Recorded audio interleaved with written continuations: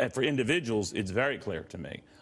Very few will really benefit to the degree that they thought. And so the net gains that they could have gained are not there. And I think that reality is hitting in, and the dismissive tone I just heard from Treasury Secretary Mnuchin doesn't help. Yeah, I mean, this is a market puke of Trumpian proportions right now. I mean, this is, you know, I mean, let's be real clear what Mnuchin... And by the way, we're told, Trumpian proportion, we're told that the president likes the Senate plan, and it's telling people, look at what the Senate will come up with. What is their plan? If their plan is to this, as I said, this notion that the corporate rate is going to be delayed for whatever reason, then this is a Trumpian proportion. Yeah. Because this is on him as well. Yeah, I mean, look, the market is, you know, markets are purely rational. They liked the corporate tax cut. They might have even been able to take an immediate corporate tax cut and, you know, people getting hosed on the individual side a little bit. And they might have even... Maybe that's what they should have done. Maybe that the focus should have been on the corporate stuff. We'll come back to the should have done nothing. But what they did was, think about what they did, what they're putting together. And this comes down to, yes, it's the House. We can blame them. But remember, the Trump administration essentially freelanced the whole thing to the House, did the opposite of what Reagan did, coming up with a consensus plan and then giving it to House and the Senate to work on, knowing that's what they wanted. Right. They just we should say, and you know your history so well, but Reagan had his sort of drop-dead rates that he wouldn't negotiate. And then he didn't telegraph to the world, but he let it be known. Here are my drop-dead rates. And it wasn't something on one sheet of paper like Trump had. This is where he's coming from. It was very detailed. So here's what we got now. We have an immediate tax increase on a lot of Americans, particularly Americans that pay most of the taxes, meaning rich people, but, you know, even middle-class people. If you live in New York, you make $250, and you don't get that state and local tax deduction, guess what? You're getting a tax increase in most, for all intents and purposes. So you get a big tax increase on the individual side. And now what they're saying is, who knows when the corporate tax rate is going to get cut, maybe a year from now. Now, by the way, if they delay it a year from now and the House and the Senate turns Democrat, what happens? Right.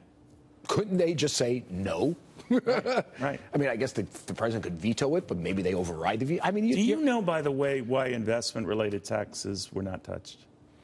Yeah, because they're freaked out about. Listen, here's the thing: the president gave, because that was the brilliance of Bill Clinton. He did lift the top rate, but he astutely. Well, he lifted the top rate in his first term and that's when But my point is, he got the whole big picture. He got it after the Republicans took over got Congress. The whole big picture. Yes. So this isn't casting political aspersions on one party or the other. Yeah. You got to get the big picture. You got to appeal to people on the idea that their net improves. Listen, everyone's net improves. Bill Clinton, I don't believe, you know, he raised taxes that first term, but in later he was cutting taxes like crazy. As you know, John Kennedy clearly reformed the tax code, and so did Reagan.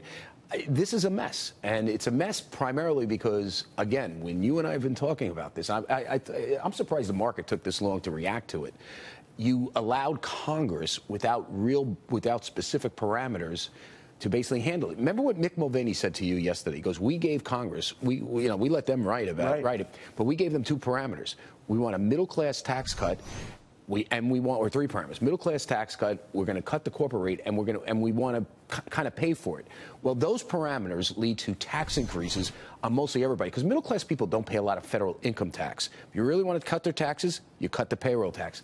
And if you want to pay for it, well, then you're going to have to raise taxes on people who really do pay the taxes to pay for that corporate tax. It really is a mess. I do think there's a bigger thing going on here. And by the way, we're hearing that the Ways and Means Committee in the House, their tax bill is complete, the so-called manager's amendment, the add-ons that they're looking at to sort of refocus, get it out of committee, so that they can show the world and presumably the Senate what they're voting on, that's all done. We don't know what they fixed, added on, removed, et cetera. We do know it's the same day the Senate is coming up with something. But let's say they pass something through, and it is not... The House passes. The House does, and the Senate. They get all of this. So they have to sort of have timing as that. I'm wondering if it has the desired impact they hope. I mean, it's a victory. They're going to claim it's a victory. It's a pathetic victory because it's a pathetic tax measure. But what are your thoughts on that? Well, you know, there's a political reality, there's an economic reality, and there's the market reality. the markets might react somewhat positive to anything, only because corporate earnings are pretty good. You know, if you're going to get a tax cut in the future, they may price that in. Obviously, the markets don't like the plan right now, so maybe this is danger. So that's the market reality. The economic reality is whenever you raise taxes on people who pay taxes, they're going to spend less money on productive stuff. It's usually not a good thing. You know what I'm saying? And think about it. You're raising taxes to pay for a corporate tax that may or may not come in 2 years. So I think from an economic reality, that's bad.